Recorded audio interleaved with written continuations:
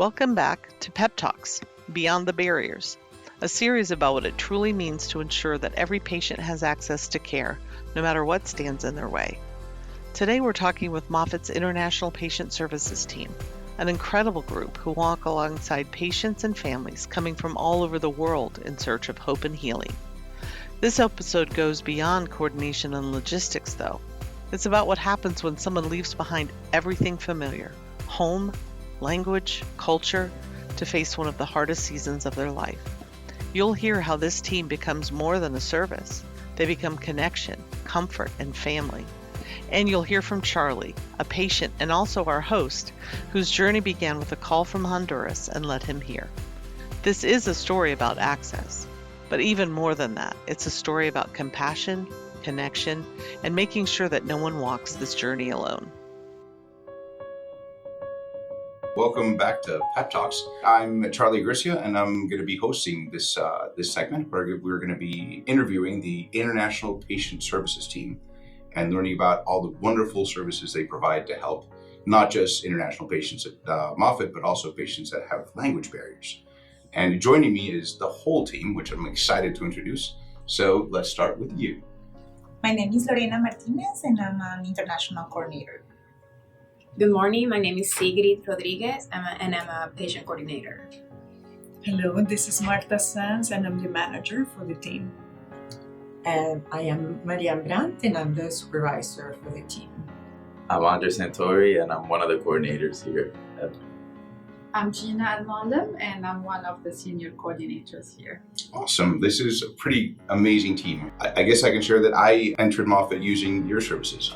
My family first reached out when I was getting treated in Honduras, and my sister got a hold of Gina over here. Do you mind, just briefly telling what it was like to just hear from a, random girl in Honduras worried about her brother having cancer? Yeah, I remember very well when I was on the phone with your sister when she expressed how desperate they were and how critical is your situation, and then they needed help badly, and then I started the process, and I was luckily able to get you in as soon as possible to Moffitt. and then we started the treatment and the step-by-step along with you and all the family.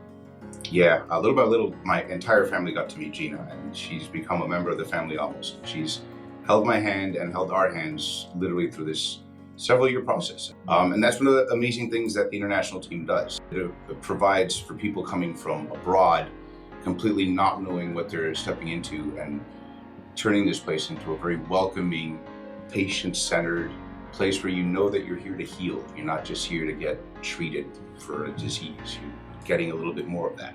So before we get into the nitty-gritty of what you guys do, who wants to answer the first question of what does patient access mean to you personally? Marta.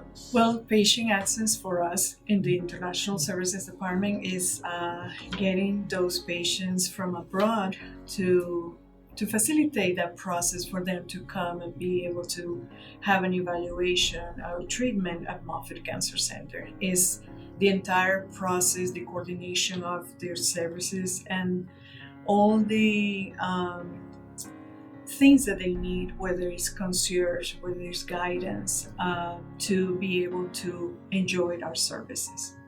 Okay, and Maria, how do you want patients to feel when they're coming in through those doors in that Red Valley?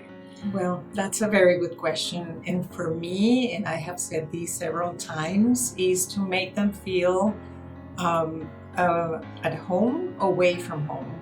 And we develop that relationship with them so they can feel that we are their extended family in a way.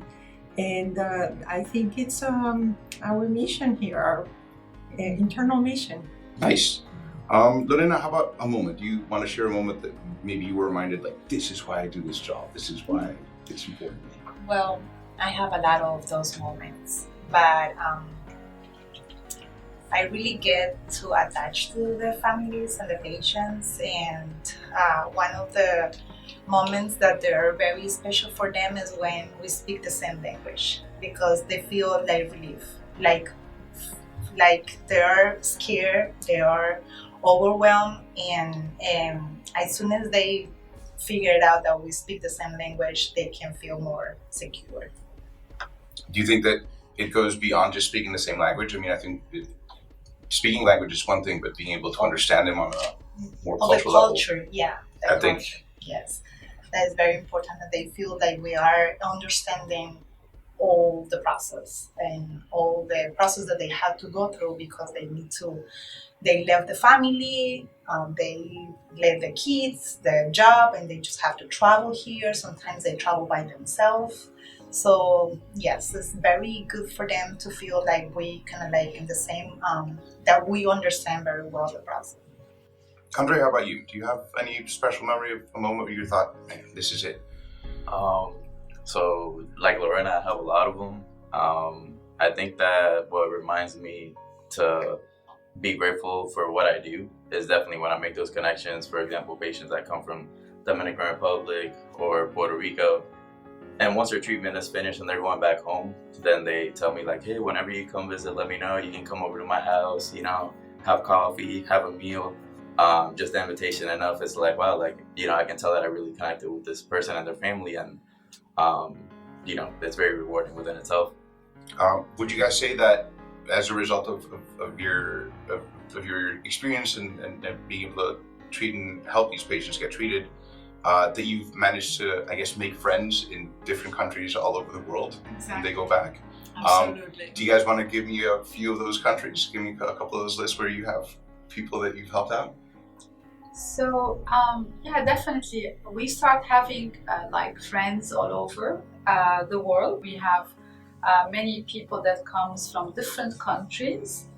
You can name it. I mean, Middle East, Europe, Africa, and many other regions. So, and as Andre said, they always like to, because they're very appreciative of what services we provide them with, and we become so like one family.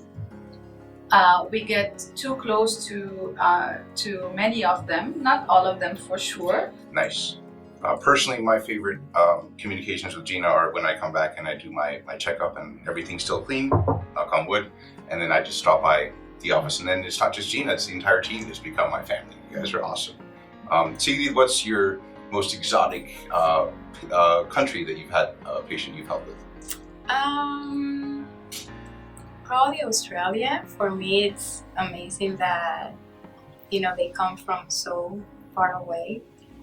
Yeah, I take most of the calls every day, and it's amazing to see that people from all over the world come here. I like that you take most of the calls, but do you sense that there's a change in the way people sound from when they first call to maybe just a few minutes into the call once they do it? Yeah, in my experience doing that, you can tell that at the beginning they just want to be heard. They want you to hear what's going on, what's happening, what's their story.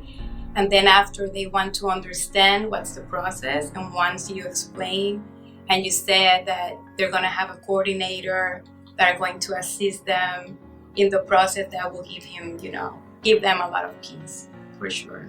Nice. Yeah. Very nice. Marta, how about telling me some maybe work that you guys have done or do for patients that patients don't really get to see most of the time, with the behind the scenes work that you guys do to make the magic happen? Well, one of the things that we do as a team is we try to put ourselves in the patient's shoes, and we take a proactive approach as to, okay, we have a patient from Europe, for example. And so we know, for example, that patient could have, maybe doesn't have a visa, but has a pilot waiver that they can allow, they're just allowed 90 days here. So what we do is, okay, we suggest to the patient that they apply for a visa, because if they need to stay longer, then we don't have any problems with the patient having to leave in the middle of treatment. So many times the patients and families do not think about those details. And we also, our team is very good about being the liaison between all the clinical teams and the ancillary services within the hospital. So when we know, for example, that we get to work very closely with a patient and their family, and we notice certain things, we in the conversations that we have, in those relationships that we build, that or perhaps this patient will benefit from speaking with a social worker. So we might suggest that to the medical team. This patient seems to be anxious. Maybe a social worker should get involved. Things that maybe the medical team doesn't capture, during that first, second visit, but we capture it because of that close relationship that we're building. Nice. Maria, can you tell me of a story where you guys have had to think outside the box and do something, a little creative to be able to help the patient out? Well, one of the access things that we're talking about is when the patient needs a wheelchair, let's say, and we know that in advance because that's part of the questions we ask. And if the patient doesn't have a wheelchair, we know that they can get that service with the airline, but then what happens between the arrival and coming to Moffitt? So if needed, we make arrangements for them to have that service, and we know that they have it here. So that's one of the things that we take in account, and it has worked. Nice. Very cool. Lorena, I have a question. Because you've been talking a lot about language and culture, what do you do to make patients feel understood and not just translated? Do you know that you feel the difference? Mm-hmm. I guess one of the special service that we have is just listen to them. Like they just wanna be, like, they have a lot of thoughts and fears. So I just come with them and listen what they have to do. Even if they have complaints, even they are just worried, I just trying to listen to them and see if I can help them whatever we could. And the the important part is just understand them what they want and not just being translate. Like it's just understand and listen for them. Thanks. Gina, have you any patient memories or any memories of any patients that have really taught you something about resilience or courage? Something that stands out about the cancer patients themselves and really impressed you? Well, definitely. I mean, I see resilience and courage in every patient. They need more than the usual attention. So in many cases, we take the extra mile to really understand their needs and put ourselves in their place, and then take it from there. Okay, and I have a follow-up for that. How, by doing that, do you make patients feel like they're not an extra burden, like they're, because patients have difficulty accessing, sometimes it makes us feel like we're, more of a weight to carry and harder to help. Yes, we face a lot of such situations, but definitely the support, by the physical support and the and being a good listener, like giving them the hugs, telling them, "Oh, don't worry, we're here for you for any reason."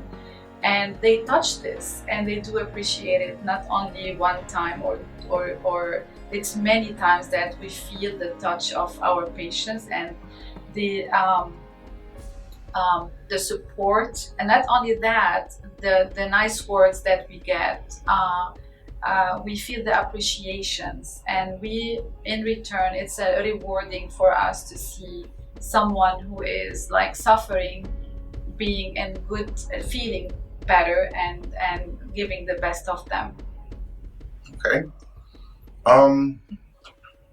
Go ahead, Marta. Yes, Marta, tell me. If I can add something to what Gina just said, one of the things that we do also for the patients not to feel like a burden is that this team does rounding. So they go visit the patients when they're, inpatient, or when they haven't seen somebody in a while. They go visit them in clinic when they arrive, or give them a call just to follow up, just to see how they're doing. So they know that they're not a burden, that we're here for them. So today is an unusually cold and wet day in Tampa, which makes me wonder, and actually leads me to this question. See, on those really tough days that, it's cold, it's miserable, you're tired maybe, you're maybe not feeling your best, what is it that drives you to come here and still give it your best? Like I said, because I take most of the calls, every time, they thank you for answering, because sometimes they call to other places and maybe there's no answer. Thank you for answering all my questions. Thank you for answering my call. I'm so glad that that you tell me all the information that I need, and they always very thankful. They give you blessings. So yeah, it's make you feel that you're doing an important job, and that they really need you there. Okay. And I will add to that think about that's a first contact, right? And as she said, sometimes they are shopping around and checking on different facilities and medical centers, and sometimes they just go to an answering machine and they might get the call back in 2 days. But we have a 24-hour time frame to answer any messages. So that's the initial contact that makes a difference. Okay, follow-up question for anyone in the team. Have you guys ever had patients that aren't as communicative to express their appreciation, or as appreciative as these patients that do make you feel rewarded, and how do you guys deal with that? Yes, we had some, to be honest. And the consistency of the kindness and services and the empathy that you show them is a key, in my opinion. So whenever you have an unhappy patient, it is because some reasons make him feel that. So you understand in advance what are you going to face, and definitely always show the love, show the care, show the all the support that you can give to that person, and then at the end they will be happy. There's no way for them not to be happy, actually. Nice. Andre, you've been quiet for a minute. Since you joined the team here at Moffitt, and you've been here, tell me how long you've been here first, and then number two, tell me how being here and working with these patients has changed the way you see cancer patients in general. So on March 14th, it'll be 4 years that I joined Moffitt, and this is the only role that I've had at Moffitt since I joined. But yes, my perception of cancer as well as cancer patients has definitely changed drastically. There's a lot of things that cancer patients as well as their families or caregivers go through that you wouldn't really think about from like an outsider perspective. Maybe if you never had a family member that had cancer or a friend, then there's a lot of things that you don't really think about that the family goes through, and how tough of a journey it can be depending on the diagnosis and the type of cancer. So yeah, I would say it's changed drastically, not only for myself, but also like just my point of view for life in general has changed. Appreciating the little things, being grateful for the things I have, and hoping for the things I don't have, but taking a different approach if I don't get them. Lorena, you wanted to add something? In my experience, I guess Moffitt helped me to understand or prepare me for what happened to me and my family. I had a situation. I brought my father from Colombia, and he got diagnosed here, and unfortunately he passed away. But that situation and hard part in my life helped me to understand more what the patient needs to go through. And I feel more empathetic with them, and I feel like sometimes I catch a little situation that maybe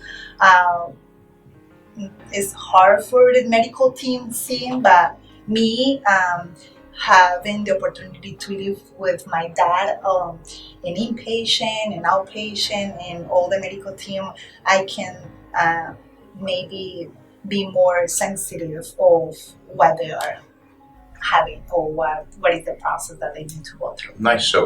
So basically, working for Moffitt prepared you for your hardship, but also your hardship prepared you to help people at Moffitt more. I like it. It's giving again. Yeah.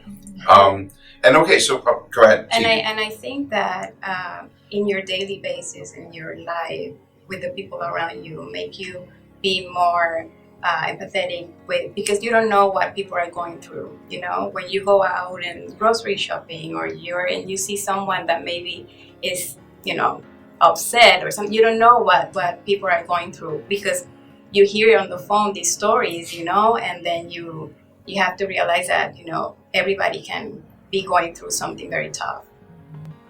Well, actually, this is a good segue to asking if patients, could hear one thing from your team. What do you want them to know? Yeah, so we do personalized services here. So we have a lot of U.S. citizens, patients that live abroad, and then at the beginning they do like, but I'm a U.S. citizen. Why do you consider me as an international? And then at the end, they will really, really say, "Oh gosh, this was the perfect thing that I ever got with my treatment or being here at Moffitt, that your services helped me a lot. It played a big role in my in navigating my health here at Moffitt." So this is very important key. And what about sending a message to your fellow caregivers, or actually, what about sending a message to your fellow staff members? What do maybe people in the other Moffitt locations that don't get to see you guys every day, what would you like them to know? I would say I would want them to know that we're very appreciative of them, because usually when we seek out their collaboration, they're very quick to respond, and our understanding of the situations, obviously every single time it's a different situation, but just knowing that we are dealing with an international patient here, that their time here in the US might be a little limited than maybe a domestic patient, and they do everything in their power to help us out. And I can't say one time that we have not been able to accommodate that patient. So that speaks volumes throughout Moffitt, and I feel like that's one thing that we do very well across departments, just working together for the patient's best interest. And we thank them so much for their understanding and patience. Well, we will also like them to know that if they're servicing an international patient, that we're here to support them in any way that we can. Because sometimes they run into situations and we're just a phone call or an email away to assist. Well, on behalf of a patient who's benefited from your services, thank you very much. You guys do an amazing job, and it is very much appreciated, both in the Moffitt system and by the patients whose lives you've helped to save. Thank you very much.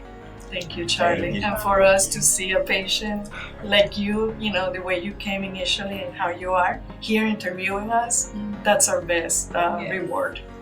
Nice, thank you. Thanks for listening to Pep Talks. New episodes drop at the end of every month on all your favorite podcast platforms. We're also launching a new series called Who Are the People in Your Neighborhood? It's a chance to get to know some of the incredible team members we have here at Moffitt, and we'd love your help. Introduce us to your neighbors. Email us at peptalk at moffitt.org. Thanks for listening. We'll see you next time.